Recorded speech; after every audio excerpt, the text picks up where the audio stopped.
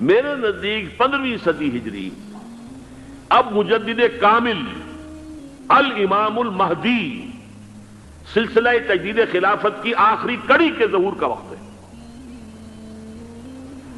اس میں مجھے ایک تو قرآن مجید سے اشارہ ہے، میں اسے تفسیر نہیں کہتا۔ میرے نزدیک قرآن مجید میں چند آیتیں سورہ مدثر کی اور چند آیتیں سورہ انشقاق کی بڑی عجیب ہے۔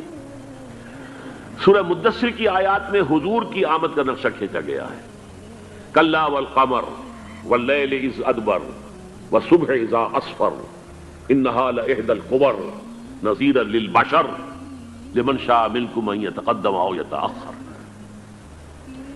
نہیں، قسم ہے چاند کی، کلا والقمر واللیل اذ ادبر، اور رات کی جبکہ وہ پیٹھ موڑ لے جانے لگے اور صبح کی جبکہ وہ روشن ہو جائے۔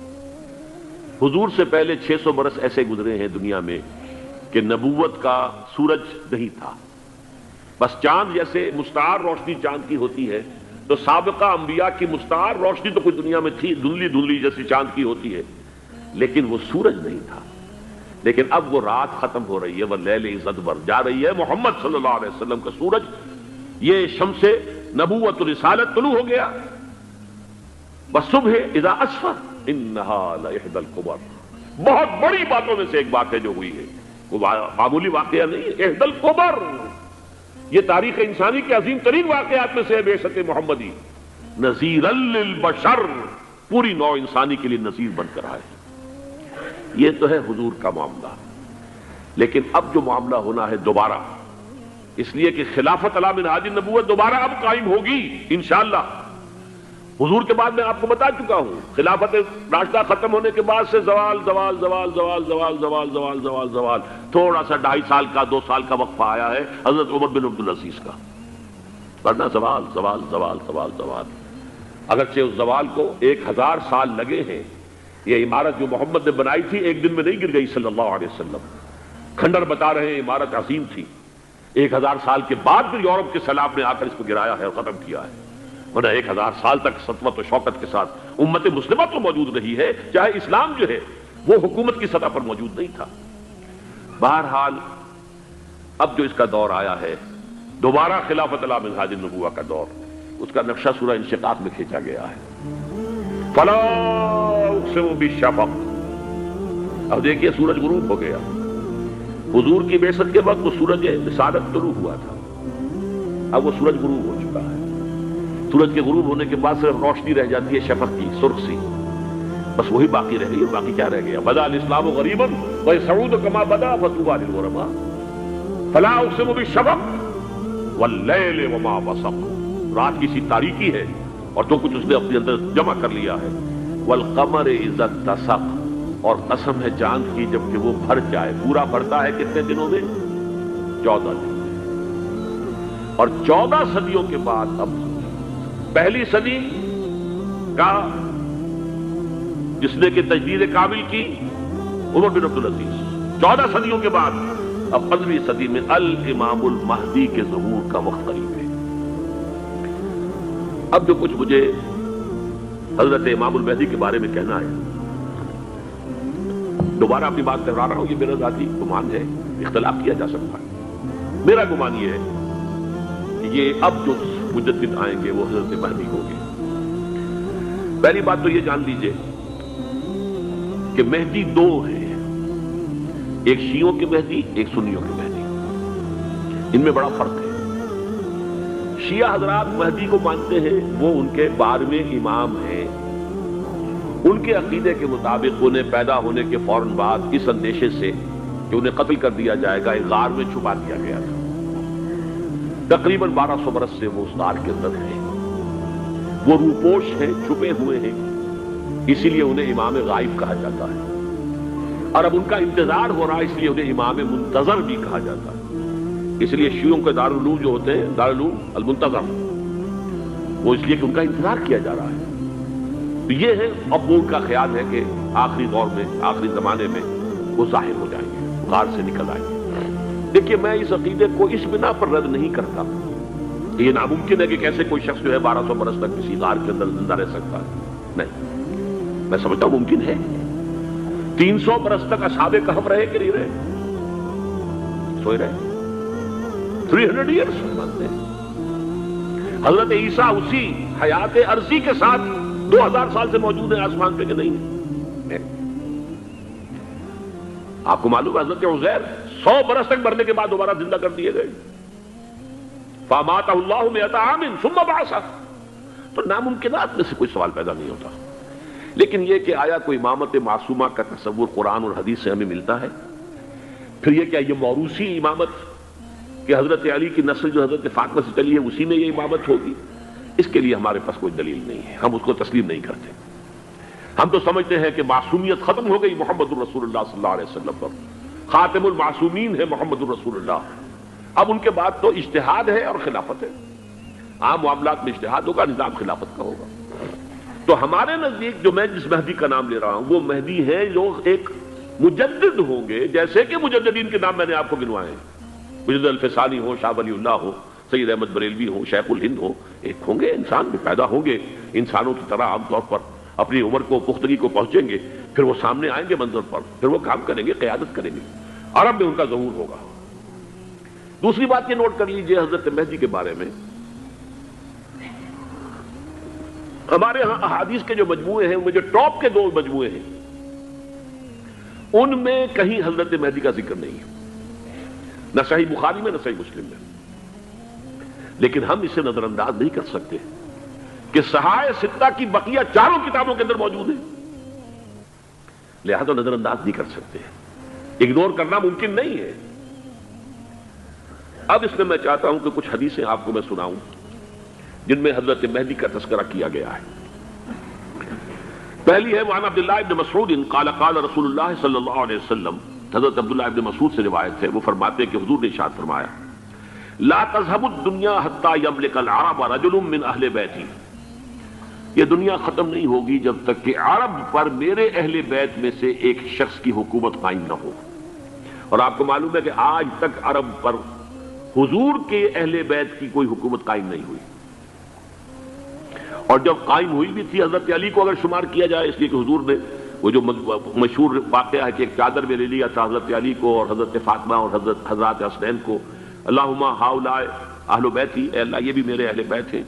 تو حضرت علی کی بھی حکومت منعقد نہیں ہوئی، پورے عالم اسلام پر ان کی حکومت نہیں تھی، اس لیے کہ شام اور مصر دونوں صوبے جو ہیں انہوں نے ان کی اطاعت قبول نہیں کی تھی. اس حوالے سے یہ معاملہ ابھی ہونا ہے. لا تذهب الدنيا حتى يملك العرب رجل من اہل بیتی یواطئ اسمہ اسمی. اس کا نام وہی ہوگا جو میرا نام ہے، یعنی محمد صلی اللہ علیہ وسلم. اور ان کا نام بھی مہدی کا نام بھی محمد ہو. مہدی تو ان کا لقب ہے. یہ ترمذی میں بھی ہے، ابو داؤد میں بھی ہے، سنن ابی داؤد جامع ترمذی. بلکہ ابو داؤد میں ایک اور روایت ہے، قال حضور نے فرمایا لو لم يبق من الدنيا الا يوم. اگر دنیا کی زندگی میں سے کچھ بھی نہ بچے سوائے ایک دن کے، لطول اللہ تعالی ذلك اليوم، تو اللہ تعالیٰ اس دن کو لمبا کر دے گا، حتی یبعث فیہ رجلا منی، یہاں تک کہ میرے خاندان میں سے ایک شخص کو اٹھائے گا، من اہل بیتی، میرے اہل بیت میں سے، یواطئ اسمہ اسمی و اسم ابی ہے اسم ابی، جس کا نام میرے نام پر ہوگا، جس کے والد کا نام میرے والد کے نام پر ہوگا، محمد ابن عبداللہ ان کا نام ہوگا. اور وہ یملأ الارض قسطا وعدلا کما ملئت ظلما وجورا، وہ سرزمین عرب کو عدل اور انصاف سے اسی طرح بھر دیں گے جیسے کہ وہ ظلم اور زیادتی سے بھر چکی ہوگی.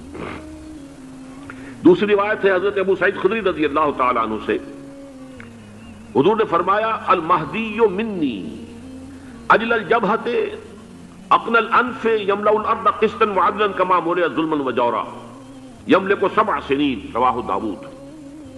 کہ مہدی مجھ میں سے ہوں گے بڑی روشن پیشانی والے اور بڑی کھڑی ناک والے، وہ زمین کو بھر دیں گے انصاف سے اور عدل سے جیسے کہ وہ ظلم سے بھری ہوئی ہوگی، اور وہ 7 برس تک حکومت کریں گے. عرب میں خالص خلافت علی منہاج النبوہ کا نظام حضرت مہدی کے ہاتھوں قائم ہوگا اور 7 برس تک قائم رہے گا عرب کے اندر. اس کا اگلا مرحلہ میں بعد میں بیان کروں گا.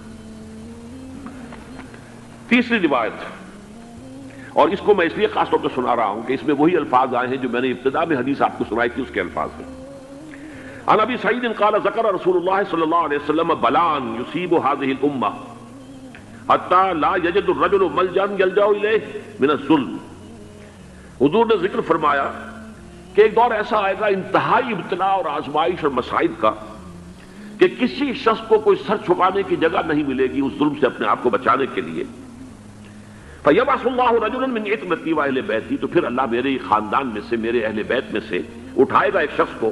فَيَمْلَأُ بِهِ الْأَرْضَ قِسْطًا وَعَدْلًا، اور اس کے ذریعے سے اللہ تعالیٰ زمین کو عدل و قسط سے بھر دے گا. يَرْضَى عَنْهُ سَاكِنُ السَّمَاءِ، یہ وہی الفاظ آ گئے. اب اس سے پھر راضی ہو جائیں گے آسمانوں میں رہنے والے بھی، وَسَاكِنُ الْأَرْضِ، اور زمین میں رہنے والے بھی. لَا تَدَعُ السَّمَاءُ مِنْ قِطَرِهَا شَيْئًا إِلَّا صَبَّتْهُ، آسمان اپنا ایک قطرہ بھی نہیں روکے گا مگر یہ کہ اس کو زمین کے اوپر نثار کر دے گا، بارش کی شکل میں گرا دے گا. وَلَا تَدَعُ الْأَرْضُ مِن نَبَاتِهَا شَيْئًا إِلَّا أَخْرَجَتْهُ، اور زمین اپنی پیداوار میں سے کوئی شے نہیں چھپائے گی، نہیں روکے گی مگر اس کو ظاہر کر دے گی. چوتھی حدیث جو ہے وہ حضرت ام سلمہ سے رضی اللہ تعالی عنہ قال سمعت رسول اللہ صلی اللہ علیہ وسلم یقول المہدی من عترتی من اولاد فاطمہ، رواہ ابو داؤد، یہ بھی سنن ابو داؤد کی روایت ہے. حضور نے فرمایا مہدی میرے خاندان سے، میرے اہل بیت سے ہوں گے، یعنی اولاد فاطمہ میں سے، اور تفصیل اس کی آتی ہے کہ حضرت حسن کی اولاد میں سے ہوں گے. پانچویں حدیث میں آپ کو سنا رہا ہوں، اور اس میں ایک عجیب مشابہت آپ کے سامنے آئے گی حضرت عمر بن عبدالعزیز کے ساتھ. یہ اول اور آخری کڑی کے درمیان مشابہت. ان علی رضی اللہ تعالی عنہ، یہ حدیث جو ہے مسند احمد ابن حنبل میں بھی ہے اور سنن ابن ماجہ میں بھی ہے. قال قال رسول اللہ صلی اللہ علیہ وسلم المہدی منا اہل البیت یصلحہ اللہ فی لیلۃ، مہدی ہم میں سے ہوں گے، ہمارے اہل بیت میں سے، اور اللہ ایک ہی رات میں ان کی اصلاح کر دے گا. یعنی وہ پہلے سے کوئی زیادہ روحانی یا دینی کوئی اس سے طرح کی شخصیت نہیں ہوں گے، لیکن ایک ہی رات میں اللہ تعالیٰ ان کی سیرت و کردار کے اندر انقلاب عظیم برپا کر دے گا. جیسے کہ میں نے عرض کیا تھا آپ سے کہ عمر بن عبدالعزیز کی زندگی میں انقلاب عظیم آیا، خلافت کا بوجھ پڑتے ہی کہاں وہ خوش باش اور خوش لباس اور خوش خوراک، وہ شہزادہ ٹھاٹ باٹ والا، جاگیر والا، گورنر کا بیٹا اور خود گورنر، اور کہاں یہ کہ اس کی وہ درویشی جو میرے نزدیک واللہ عالم، ڈرتے ڈرتے کہہ رہا ہوں، میرے نزدیک وہ حضرت ابو بکر، حضرت عمر اور حضرت علی کی درویشی کو بھی مات دے گئی. لیکن کنٹراسٹ بہت شدید ہے، وہاں جو بھی کچھ تھا وہ تدریجاً آیا تھا، ہوتے ہوتے ہوتے ایک انتہا، اور یہاں سڈن آیا. چھٹی حدیث عن انس سمعت رسول اللہ صلی اللہ علیہ وسلم یقول نحن ولد عبد المطلب سعادت اہل الجنہ، ہم عبد المطلب کی جو اولاد ہیں اور نسل ہیں، ہم جنت کے سردار ہیں. اور پھر آپ نے نام گنوائے ہیں، انا وحمزۃ وعلی وجعفر والحسن والحسین والمہدی، میں خود اور حضرت حمزہ بنو عبد المطلب میں سے، عبد المطلب کے بیٹے، اور علی اور جعفر حضرت علی کے بھائی جعفر طیار، اور حسن اور حسین حضرت فاطمہ کے لخت جگر حضرت علی کے بیٹے، والمہدی، اور آخر میں جا کر پھر مہدی. اب میں آپ کو ایک حدیث سنانے چلا ہوں جس میں ایک عجیب نقشہ سامنے آتا ہے کہ یہ مہدی جب ظاہر ہوں گے تو کس طور سے ظاہر ہوں گے، ان کے ظہور کی کیفیت کیا ہوگی، کیف یظہر. یہ روایت ہے حضرت ام سلمہ سے رضی اللہ تعالی عنہا، حضور کی زوجہ محترمہ ہے. فرماتی ہیں ام سلمہ عن النبی صلی اللہ علیہ وسلم قال یکون اختلاف عند موت خلیفۃ، موت خلیفۃ. حضور نے فرمایا ایک خلیفہ کی موت پر اختلاف واقع ہو جائے گا، خانہ جنگی ہو جائے گی. فَيَخْرُجُ رَجُلٌ مِّنْ أَهْلِ الْمَدِينَةِ هَارِبًا إِلَى مَكَّةَ، پھر مدینے کے لوگوں میں سے ایک شخص نکلے گا، بھاگے گا اور جا کر پناہ لے گا اور چھپ جائے گا مکے میں. فَيَأْتِيهِ نَاسٌ مِّنْ أَهْلِ مَكَّةَ، پھر اس کے پاس آئیں گے اہل مکہ، مکہ کے لوگ. فَيُخْرِجُونَهُ، اور اسے نکالیں گے، جہاں وہ چھپے ہوئے ہوں گے وہاں سے نکالیں گے.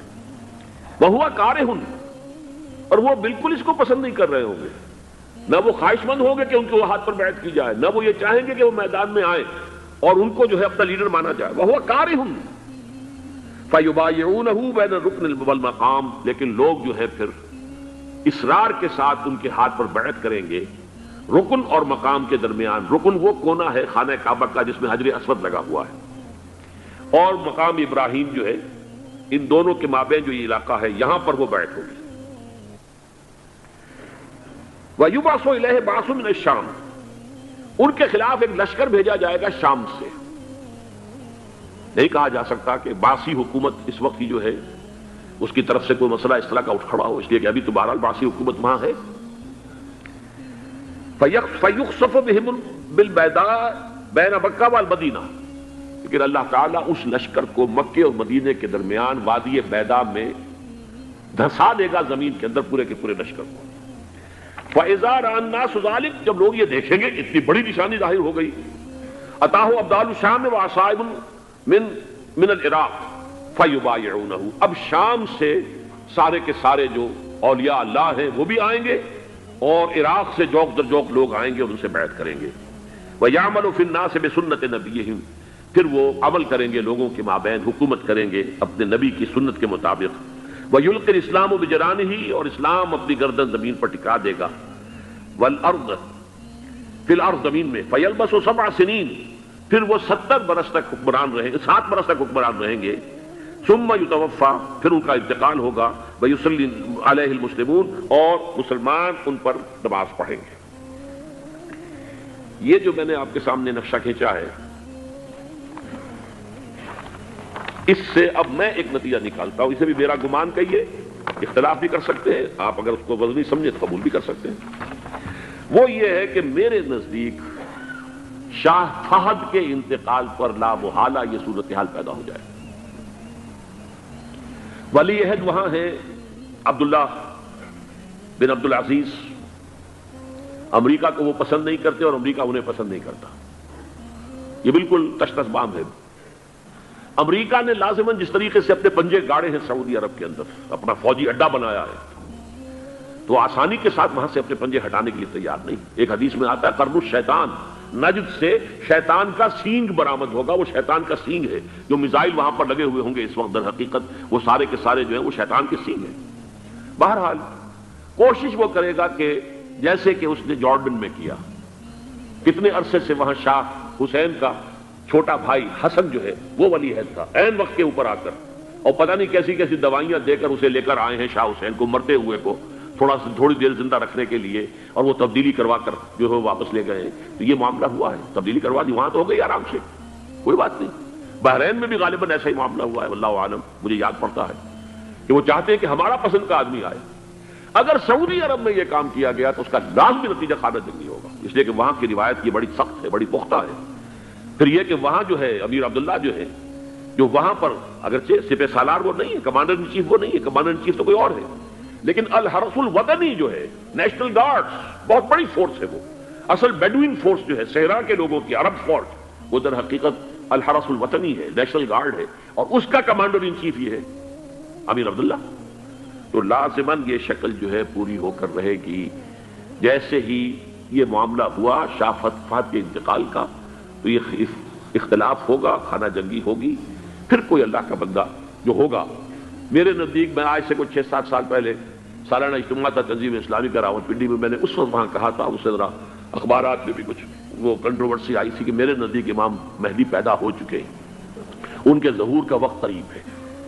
اور اس کی تھوڑی سی بات میں مجھے معلوم ہوا کہ جین ڈکسن غالباً نام ہے امریکن اس کا، جس نے یہ پیشن کوئی خبر دی تھی کہ 1962 میں عالم عرب میں ایک بچہ پیدا ہوا ہے کہ جو وہاں کا نقشہ بدل کر رکھ دے گا۔ یہ جین ڈکسن کی غالباً پیشن گوئی ہے۔ بہرحال مجھے اس کی پیشن گوئی سے کوئی دلچسپی نہیں ہے، میں تو جو احوال دیکھ رہا ہوں، یعنی اسرائیل کا قائم ہو جانا، اور اس کے بعد اب یروشلم کا مسلمانوں کے ہاتھوں سے نکل جانا، اور اب گویا کہ وہ الملحمۃ العظمیٰ جو ہے تلی کھڑی ہے، کسی بھی وقت جو ہے یہ جو ہے وہ لاوا پھٹ سکتا ہے، آتش فشاں پھٹ سکتا ہے۔ تو یہ تمام حالات ایسے ہیں کہ جن کی وجہ سے میں سمجھتا ہوں کہ ایک تو جو قرآن مجید کے اشارات میں نے آپ کو بتائے، 14 صدیاں، 14 دن میں چاند کا پورا ہونا، والقمر اذا اتسق، 14 دن میں 14ویں کا چاند۔ اسی طرح اب یہ 14 صدیوں کے بعد یہ صدی جو 15ویں صدی ہے، یہ در حقیقت ظہور امام مہدی کی صدی ہے۔ لیکن یہ کہ امام مہدی کی حکومت قائم کرنے کے لیے کون لوگ آئیں گے؟ عرب جو ہیں وہ اندر سے کھوکھلے ہو چکے ہیں، عیاشی نے، دولت نے، پیسے نے، دولت، پیسہ، عیاشی، اس کی وجہ سے کھوکھلے ہو چکے ہیں۔ یہاں میں آپ کو 2 حدیثیں سنانا چاہتا ہوں۔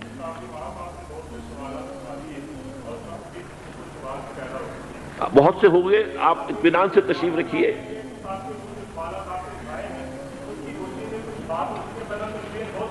بہت ہوگی، بات ہوگی، آپ اس طرح صبر سے سن لیجئے، میں اب تقریباً اپنی گفتگو کے اختتام تک پہنچ رہا ہوں۔ سنن ابن ماجہ کی روایت ہے حضرت ابو ہریرہ سے رضی اللہ تعالی عنہ، قال قال رسول اللہ صلی اللہ علیہ وسلم اذا وقعت الملاحم بعث اللہ بعثا من الموالی ہم اکرم العرب فرسا واجودہ سلاحا یوید اللہ بہم الدین، رواہ ابن ماجہ عن ابی ہریرہ رضی اللہ تعالی عنہ۔ جب ملاحم کا دور شروع ہوگا تو اللہ تعالیٰ اٹھائے گا ایک لشکر یا لشکروں پر لشکر موالی میں سے۔ موالی کون ہے؟ عربوں نے جب فتح کیا تھا اس پورے علاقے کو خلافت راشدہ کے دوران، اور پھر وہ لوگ جو ہے ایک رائے تو یہ تھی کہ انہیں غلام بنایا جائے ساری آبادیوں کو، لیکن یہ کہ حضرت عمر کا اجتہاد تھا، اس کے مطابق ان کو غلام نہیں بنایا گیا، تو وہ موالی کی حیثیت رکھتے ہیں۔ عربوں میں دم نہیں ہے، موالی میں سے لشکر اٹھیں گے کہ جو در حقیقت حضرت مہدی کی حکومت کو قائم کریں گے۔ دوسری حدیث سنیے عن عبداللہ بن الحارث رضی اللہ تعالی عنہ، اور یہ ابن ماجہ کی روایت ہے، قال قال رسول اللہ صلی اللہ علیہ وسلم یخرج ناس من المشرق فیوطئون للمہدی یعنی سلطانی، لشکر نکلیں گے، لوگ آئیں گے مشرق سے اور وہ حضرت مہدی کی حکومت کو جمائیں گے اور قائم کریں گے۔ اب ذرا نوٹ کیجئے کہ جزیرہ نما عرب کے مشرق میں کون سے ملک ہیں؟ تین، ایران، افغانستان، پاکستان، یہ تین سالڈ مسلم ممالک، مسلم آبادی اکثریت۔ ویسے تو یہ کہ آگے ہندوستان میں 20 کروڑ مسلمان ہیں، لیکن وہ 20 کروڑ جو ہے وہ تو 80 کروڑ کے اندر تحلیل ہو جاتے ہیں غیر مسلموں میں، لیکن یہاں جو معاملہ ہے یہ خالص اکثریت کے ملک۔ ان میں سے ایران کا معاملہ جہاں تک ہے نمبر 1 یہ کہ وہ شیعہ عقائد کے حصار میں بند ہے، اس سے ادھر ادھر ہونا اس کے لیے ممکن نہیں۔ حدیث میں یہ بھی آتا کہ اصفہان سے 70,000 یہودی دجال کا ساتھ دیں گے، لیکن بہرحال خراسان ایک صوبہ ہے افغانستان کا اس وقت بھی شمال مشرقی کونے میں، مجھے امید ہے وہاں سے خیر کی، کیونکہ خراسان کا لفظ وہاں پہ شامل ہے، اور حضور کی حدیث میں بعد میں آپ کو سناؤں گا کہ خراسان سے فوجیں چلیں گی جو یروشلم کو دوبارہ حاصل کریں گی، فتح کریں گی۔ جیسے پہلے یروشلم کھویا عربوں نے تھا، دوبارہ حاصل کیا تھا کرد نے، کرد خون صلاح الدین ایوبی رحمت اللہ علیہ، ایسے اب پھر عربوں نے کھویا ہے، لیکن لینے والے خراسان سے لشکر آئیں گے۔ یخرج من خراسان رایات سود لا یردھا شیء حتی تنصب بإیلیا، خراسان کے علاقے سے کالے علم لے کر لشکر چلیں گے جن کے رخ کو کوئی موڑ نہیں سکے گا جب تک کہ وہ جا کر یروشلم میں نصب نہ ہو جائے۔ اس کے بعد نام آتا ہے پاکستان کا۔ یہ ہے میری اور آپ کی داستان، اور یہ ہے سبب جس کی وجہ سے کہ میں آپ سے یہ گفتگو کر رہا ہوں۔ اصل میں تو کس لیے؟ محض ایک علمی استفادہ، محض اپنی بات آراء کو ظاہر کرنے کا شوق نہیں، بلکہ یہ کہ اپنی ذمہ داری ہم پہچانے کہ ہم کس مقام پر کھڑے ہیں۔ دیکھیے اس پاکستان کے بارے میں یا ہندوستان کے بارے میں علامہ اقبال نے کہا تھا اپنے ترانہ ملی میں، میرے عرب کو آئی ٹھنڈی ہوا جہاں سے، میرا وطن وہی ہے، میرا وطن وہی ہے۔ اور مجھے بتایا گیا کہ سنن ابی داؤد میں یہ روایت موجود ہے کہ حضور نے فرمایا کہ ہندوستان کی طرف سے مجھے ٹھنڈی ہوا آتی، اگرچہ مجھے وہ حدیث ابھی نہیں ملی ہے، لیکن حزب التحریر کا ایک کارڈ مجھے ملا تھا، تو اس میں اس حدیث کا اور اس میں ابو داؤد کا روایت کا حوالہ موجود تھا۔ لیکن میں جو چیز آپ کو بتا چکا ہوں وہ یہ کہ الف ثانی کا پورا تجدیدی کارنامہ اس ہندوستان کی سرزمین میں ہوا۔ مجدد الف ثانی شیخ احمد سرندی، شاہ ولی اللہ دہلوی، سید احمد بریلوی، وہ تو ہمارے پاکستان میں آ کر جو ہے ان کا خون جذب ہوا ارض پاکستان میں۔ پھر شیخ الہند مولانا محمود حسن۔ تحریک خلافت چلی تو صرف ہندوستان میں چلی اور کہیں نہیں چلی۔ آزادی کی تحریک چلی پوری دنیا میں، وہ نیشنلزم کی بنیاد پر چلی، ملے نیشنلزم، عرب نیشنلزم، ترک نیشنلزم۔ ہمارے ہاں چلی تو اسلام کے نام پر، پاکستان کا مطلب کیا؟ لا الہ الا اللہ۔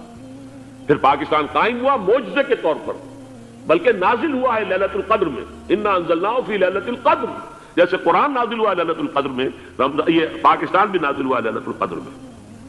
اس کا برقرار رہنا ابھی تک معجزہ ہے۔ ہندو یہ سمجھتا تھا، کانگریس سمجھتی تھی کہ جھٹپٹ ختم ہو جائے گا۔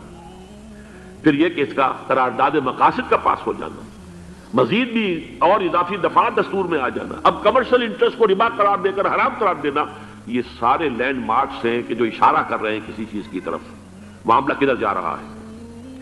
پھر یہ کہ یہ جو 14ویں صدی کے مجدد تھے شیخ الہند، اس کے بعد سے کچھ ایسی شخصیتیں عظیم پیدا ہوئی ہیں ہند میں جن کو میں سمجھتا ہوں کہ 14ویں صدی کے مجدد اور 15ویں صدی کے مجدد کے درمیان یہ 15ویں صدی کے مجدد کی راہ کو سیدھا کرنے والے، جیسے کہ حضرت یحییٰ نے کہا تھا میں تو آنے والے کا راستہ سیدھا کر رہا ہوں حضرت عیسیٰ کے لیے، ایسے ہی 15ویں صدی کے لیے امام مہدی کے لیے راستہ صاف کرنے والے سب سے پہلے علامہ اقبال، جنہوں نے اسلام کا تصور دین کی حیثیت سے دوبارہ زندہ کیا ہے، ورنہ اسلام ایک مذہب کی شکل اختیار کر چکا تھا۔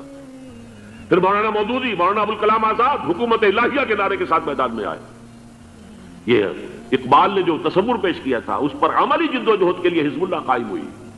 یہ نوٹ کر لیجئے 11 برس کا فرق ہے عمر کا علامہ اقبال کے اور ابوالکلام کے، اور 1913 میں جب حزب اللہ قائم کی ہے اس وقت علامہ اقبال کی ملی شاعری اپنے عروج کو پہنچ چکی تھی۔ پھر یہ کہ علامہ اقبال کے بعد تعمیل جو ہے اس کام کی وہ ابوالکلام نے کی، لیکن روایتی علماء نے کی شدید مخالفت کی وجہ سے وہ بددل ہو کر چھوڑ گئے، کانگریس میں شامل ہو گئے، بساط جو ہے حزب اللہ کی انہوں نے لپیٹ دی۔ پھر مولانا مودودی آئے، انہوں نے وہ ڈور جو ہے اس کا سرا تھاما، جماعت اسلامی قائم کی حکومت الہیہ ہی کے قیام کے لیے، اگرچہ میرے نزدیک یہ کہ وہ انتخابی اور ایک قومی سیاست کی ایک جماعت بن کر پاکستان میں جو ہے دلدل میں پھنس گئی ہے۔ اب ہم اس کی کوشش کر رہے ہیں، تنظیم اسلامی اور یہ تحریک خلافت جس کے تحت یہ جلسہ ہو رہا ہے، یہ ساری چیزیں وہ ہیں کہ آپ کو سوائے پاکستان کے اور کہیں نہیں ملیں گی پوری دنیا میں۔ معلوم ہوتا ہے کہ پاکستان کو بہت بڑا رول پلے کرنا ہے اس میں، اور اس کے ساتھ اب جمع کر لیجئے افغانستان کی عمارت افغانستان، اسلامی عمارت افغانستان قائم ہو چکی ہے۔ یہ پچھلے 20 سالوں میں جو کچھ وہاں ہوتا رہا ہے اس سے پہلے تصور نہیں ہو سکتا تھا۔ کابل جو ہے وہ تو جیسے پیرس کا تمدن تھا ویسے کابل کا تھا، وہی لباس، وہی سکرٹس۔ یہاں جب آئے تھے شاہ ظاہر شاہ سرکاری دورے پر تو ان کی جو ملکہ صاحبہ تھی ان کے ساتھ وہ سکرٹ میں ملبوس تھی۔ کابل جو ہے وہ بالکل ایک پیرس کی طرح کا شہر تھا۔ آج کابل جو ہے جا کر دیکھیے، علامہ اقبال کے فرزند بھی دیکھ کر آئے ہیں، تو اگرچہ وہ خود میں سمجھتا ہوں کہ خاصے انہیں آپ لبرل کہیں، آزاد خیال کہیں، لیکن اس درجے متاثر ہو کر آئے تھے کہ انہوں نے یہ کہا افغانستان میں جو میں نے حالات دیکھے ہیں کہ اگر 2-4 اور مسلمان ملکوں کے اندر یہ نظام قائم ہو جائے تو پوری دنیا مسلمان ہو جائے گی۔ یہ سب کچھ کیسے ہو رہا ہے؟ یہ آنے والے دور کی جھلکیاں ہیں۔ Coming events are casting their shadows before. یہ سب بتا رہے ہیں کہ پاکستان افغانستان کو مل کر اس میں کوئی عظیم رول پلے کرنا ہے۔ اور اس کے ضمن میں اب میں علامہ اقبال کے بارے میں آخری بات کہہ رہا ہوں۔ علامہ اقبال کے بارے میں عام یہ خیال ہے، انہوں نے اپنے خطبات میں مہدی کا اور نزول مسیح کا، حالانکہ میں کل پڑھ رہا تھا مولانا سعید احمد اکبر آبادی رحمۃ اللہ علیہ کا ایک مقالہ ان کا کہ علامہ اقبال نے ابن خلدون کے بارے میں یہ کہا ہے کہ مہدی کا اور نزول عیسیٰ کا دونوں کا انہوں نے انکار کیا ہے، حالانکہ ابن خلدون نے نزول عیسیٰ کا انکار نہیں کیا، صرف مہدی کا انکار کیا ہے۔ بہرحال علامہ اقبال نے خطبات میں انکار کیا ہے، لیکن یہ کہ اپنی شاعری کے اندر میں چیلنج کرتا ہوں کسی بڑے سے بڑے اقبال شناس کو، ان کا یہ شعر ذرا سنیے۔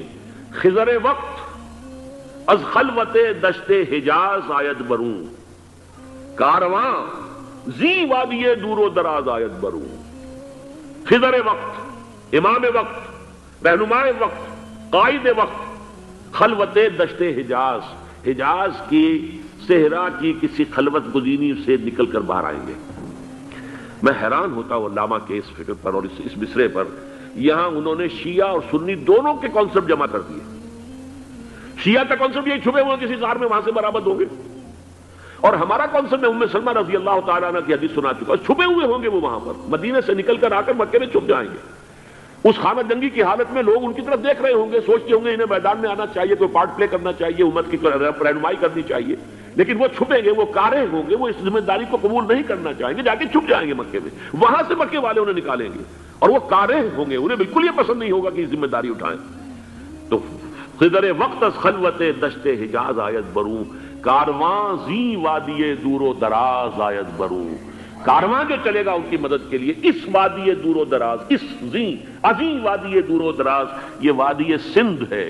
وادی سندھ جو ہے ہم سمجھتے ہیں کہ صرف یہ پاکستان اور پنجاب جو ہے یہ اس میں شامل ہے، سندھ اور پنجاب نہیں، افغانستان کا پورا مشرقی علاقہ اس میں شامل ہے۔ جیسے دریائے جیلم سندھ میں جا رہا ہے، جیسے دریائے گلگت سندھ میں آ کر ملتا ہے، جیسے دریائے چناب اور راوی اور جیلم اور یہ سب جا رہے ہیں اور آ رہے ہیں، اسی طرح دریائے کابل کہاں سے آ رہا ہے، دریائے گومل کہاں سے آ رہا ہے، ٹوچی کہاں سے آ رہا ہے، یہ سارا جو ہے ڈرین جو ہو رہا ہے ایسٹرن جو ہے پارٹ آف افغانستان، یہ سب وادی ہے۔ اس وادی کے یہ دو حصے ہیں، ایک حصہ جو ہے یہ ادھر پاکستان میں ہے اور اسی وادی کا دوسرا حصہ جو ہے وہ افغانستان میں ہے۔ کارواں زی وادی دور و دراز آیت برو، کارواں چلے گا یہاں سے، یخرج الناس من المشرق یؤتون للمہدی یعنی سلطان ہی، مشرق سے فوجیں چلیں گی کہ جو مہدی کی حکومت قائم کریں گی، اور یخرج من خراسان رایات سود، اور خراسان سے سیاہ پرچم چلیں گے کہ جن کا رخ کوئی موڑ نہیں سکے گا، حتیٰ تنصب بیلیا، یہاں تک کہ وہ جا کر یروشلم کے اندر نصب ہو جائیں گے۔ حضرات، میں ایک میری گفتگو کا حصہ باقی تھا لیکن میں اسے چھوڑ رہا ہوں، اس لیے کہ گلوبلائزیشن جو اس کی ہوگی، جو خلافت علی منہاج النبوہ کی تجرید کامل حضرت مہدی کے ہاتھوں عرب میں ہوگی، اس سے پہلے اس کے لیے محنت، کوشش، جد و جہد پاکستان اور افغانستان میں ہو چکی ہوگی جو اسے سپورٹ کرے گی اور وہاں جا کر حکومت قائم کرے گی۔ اس کے بعد گلوبلائزیشن کا جو مرحلہ اس کا ہے وہ حضرت مہدی کے ہاتھوں نہیں ہے، وہ حضرت عیسیٰ ابن مریم ان کے نزول کے بعد ہے، جن کے نزول کے بعد دجال کا خاتمہ ہوگا اور یہودیوں کا استحصال ہوگا۔ مسلمانوں پر بھی بڑی تکالیف عربوں پر آئیں گی، شدائد آئیں گے، لیکن یہ وہ میں حصہ جو اپنی گفتگو کا آج چھوڑ رہا ہوں اس لیے کہ میں دیکھ رہا ہوں کہ بعض حضرات کا صبر کا پیمانہ اب لبریز ہو رہا ہے، تو میں اس حصے کو پھر ملتوی رکھتا ہوں کسی دوسری محفل اور کسی دوسری مجلس اور نشست پر۔